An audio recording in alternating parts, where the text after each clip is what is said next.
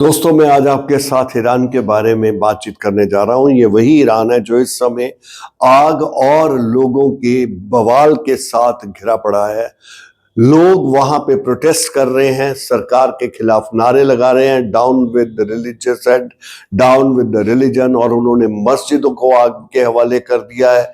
और तानाशाह खोमेनी, जो कि रिलीजियस हेड माना जाता है, उसके खिलाफ उन्होंने आवाज उठा ली है और उसके खिलाफ वो प्रदर्शन कर रहे हैं। ये वही हुकूमत है जिसकी स्थापना 1979 में अयातुल्ला खमेनी ने की थी। वहां पर तब मोनार्किकल वहां पर तब रेजा शाह पहलवी, जो कि वहां के सम्राट थे, उसका शासन था। 1979 में अयातुल्ला खमेनी ने रेजा शाह पहलवी के शासन को पलट दिया और वहां पर अपनी हुकूमत स्थापित की। That was Islamic republic, Islamic राजतंत्र की स्थापना की। लेकिन इसकी स्थापना करते ही उन्होंने वहां पर जितने भी शाह ऑफ ईरान के समय में जो औरतों को सहूलतें और जो आज़ादी प्रदान की गई थी, उसके ऊपर पाबंदियां लगा दी। उनको हिजाब में बंद कर दिया, घर की चार दीवारी में, उनकी एजुकेशन, नौकरी, इन सब पर प्रतिबंध लगा दिए। और इस प्रकार इस्लामिटाइजेशन जो थी सारे ईरान की कर दी गई। अयातुल्ला खमेनी बड़े सक्सेसफुल रहे और इस समय उन्हीं के वंशज के अली खोमेनी जो है वहां के मुखिया हैं।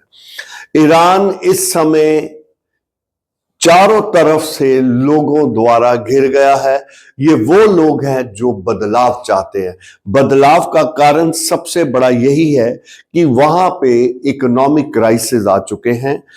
ईरान की जो करेंसी रियाल है वो इतनी गिर चुकी है कि एक अमेरिकन डॉलर की कीमत 14 लाख रियाल हो चुकी है। इतनी इकोनॉमिक पैरिटी जो है, इसमें लोगों का जीना मुहाल हो गया है। वहां पे लोगों को रोटी के लाले पड़े हुए हैं।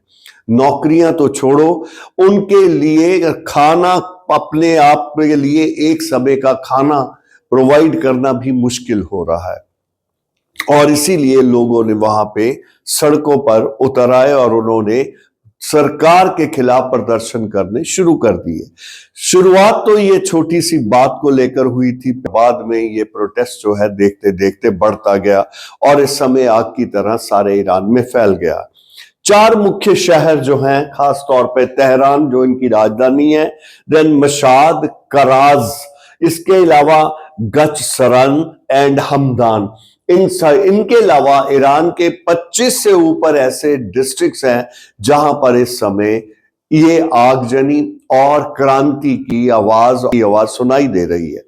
इस आवाज को हवा देने में रेजा शाह पहलवी, ये इस समय अमेरिका में फ्लोरिडा में रह रहा है और ये ट्रंप का बड़ा नजदीकी माना जाता है। उम्मीद की जाती है कि 12 जनवरी को रेजा शाह पहलवी की मुलाकात ट्रंप से होने जा रही है और रेजा शाह पहलवी जो है वो इंटरनेट के द्वारा, अपने सोशल मीडिया के द्वारा ईरान के लोगों को एड्रेस कर रहा है, उनको बोल रहा है कि आप घरों से बाहर निकलो और सरकार के खिलाफ बगावत करो और क्रांति लाओ। मैं वापस आऊंगा और मेरे पास एक नई प्लान है, उसके मुताबिक हम ईरान को तरक्की की ओर ले जाएंगे। और उसने यहां तक कह दिया कि जो शाही झंडा था पुराना, जिसमें शेर और सूर्य का चिन्ह लगा हुआ था, उसे वापस लहराएंगे और जो क्रांतिकारी हैं उनको भी उकसा रहा है कि उस झंडे की दोबारा स्थापना की जाए। शुरू में ये जो ईरान में आगजनी और ये बवाल जो उठा, ये 28 दिसंबर से शुरू हुआ, आज तक इसको 14 दिन हो चुके हैं। और इन 14 दिनों में पहले तो जो अमनेस्टी इंटरनेशनल थी वो कह रही थी 28 लोग मारे जा चुके हैं, वेस्टर्न मीडिया 40 बोल रहा था, लेकिन इस समय की जो प्रेजेंट न्यूज आ रही है वो 200 से ऊपर लोगों की मृत्यु का वेरवा दे रहा है। हो सकता है मृत्यु इससे ज्यादा भी हो, लेकिन 2300 से लोग ज्यादा जो है 2300 से ऊपर लोगों को हिरासत में ले लिया गया। सरकार जो है बड़ी सख्ती से इस प्रोटेस्ट को रोकने की को जा रही थी, लेकिन इसके बीच में ट्रंप जी आ गए और ट्रंप ने चेतावनी दी ईरान की सरकार को कि अगर उन्होंने कोई ऐसा कदम उठाया, लोगों को मारने की कोशिश की, तो इसका नतीजा बुरा होगा, जिसके कारण सरकार रुक गई। इस समय जो प्रोटेस्ट है, उस प्रोटेस्ट में सबसे मजेदार एक चीज जो उभर कर सामने आई है, एक लड़की खमेनी के पोस्टर को आग लगा रही है और उसके पोस्टर को आग लगा के अपना सिगरेट जला रही है। ये बड़ा पोस्टर जो है इस समय चर्चा का विषय बना हुआ है। इसमें 3 चीजें बड़ी खुल के सामने आती हैं। एक, औरत आजादी मांग रही है। नंबर 2, वो अयातुल्ला खमेनी को आग लगा रही है, मतलब वो धर्म से तंग आ चुके हैं और इस धर्म को जलाना चाहते हैं। और इसका नतीजा भी देखने को मिल रहा है। वहां पे लोग जो प्रोटेस्ट कर रहे हैं, खास तौर पर जो मशाद जगह है, ये इनकी रिलीजियस प्लेस है, जहां पर शिया की सबसे बड़ी मस्जिद है, इसको भी आग के हवाले कर दिया गया है। बहुत सी मस्जिदों को जला दिया गया है। तो वो जो सिगरेट पी रही है, अयातुल्ला खमेनी के पोस्टर को आग लगाकर, आग लगाने का मतलब है धर्म को नकार रही है। और तीसरा, वो खुले मतलब हिजाब से बाहर है और ये बताना चाह रही है कि औरत जो है अपनी आजादी मांग रही है, जो कभी इस रिलीजियस फनेटिसिज्म ने, धार्मिक कट्टरपंथियों ने उनसे छीन ली थी। और इस समय जो ईरान में लगता है कि किसी भी समय खबर आ सकती है कि अयातुल्ला खमेनी भाग गए हैं और वहां पर तख्ता पलट गया है। मैं एक बात और बताता चलूं कि पिछले 36 घंटों से वहां पे इंटरनेट सर्विस जो है वो बंद कर दी गई है और चारों तरफ ब्लैकआउट कर दिया गया है।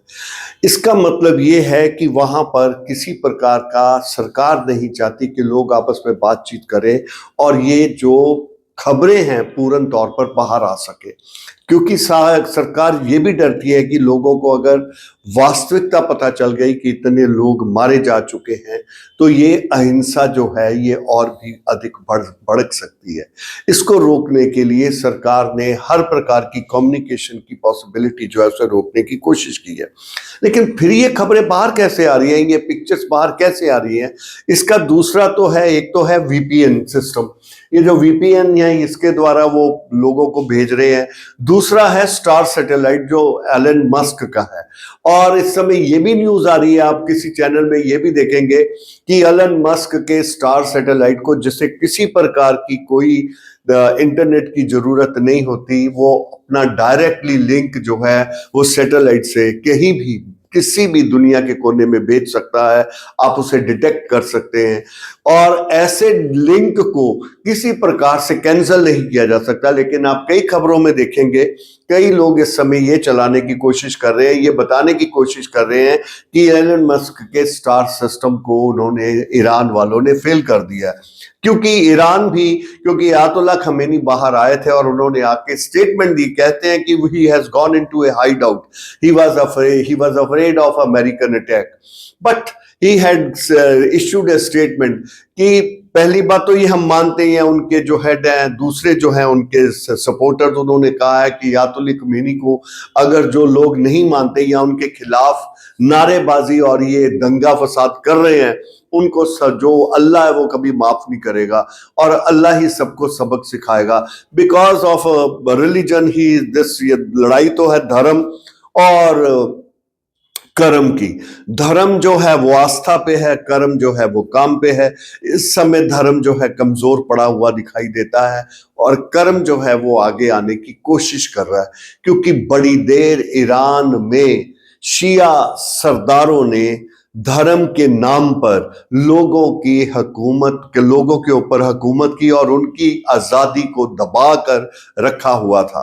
और कुछ लोग थे, डेफिनेटली जब भी कोई सरकार बनती है उनके अपने खास चहेते लोग होते हैं जिनको वो हर प्रकार की सुविधाएं प्रदान करते हैं और वो इसी कारण सरकार के चहेते बन जाते हैं और सरकार को कामयाब बनाने के लिए वो हर प्रकार से अपनी मदद प्रदान करते हैं। They become the supporter and other become the opponent. और इस समय ऑपोजिशन इस प्रकार है कि हम जानते हैं अभी पीछे नेपाल में, बंगाल में जेनजी नाम हमें सुनने को मिला था। ये जेनजी वो यूथ है जो 1997 के बाद पैदा हुआ और जिन्होंने अपना सारा जन्म और जन्म से ही इंटरनेट का इस्तेमाल किया है और मोबाइल के साथ ही वो बड़े हुए हैं। उनके जब मोबाइल के ऊपर रोक लगाई गई तो उन्होंने तो क्रांति ला दी थी। यही हाल इस समय ईरान में, ऐसा तो नहीं सुनने को मिल रहा लेकिन लग रहा है कि ऐसा ही वहां पे हो रहा है।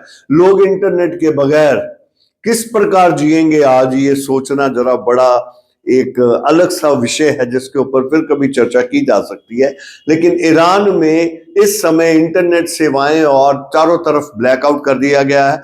और साथ में one more thing I want to tell you कि सरकार ने नोटम इशू कर दिया है। NOTAM means notice to the airman, दूसरे जहाजों का उड़ना बंद कर दिया गया है। उनको नोटिस जारी कर दिया गया, notice to the airman that this is no more a fly zone, free fly zone, you are not to fly your aeroplane on Iran.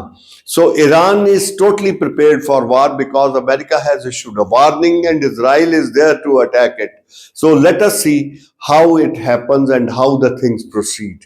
Whether Ali Khomeini is able to bear the brunt of America, or he will run away, or he will be captured like just Nicolas Maduro and brought back to America. Let us see what happens next. Thank you so much.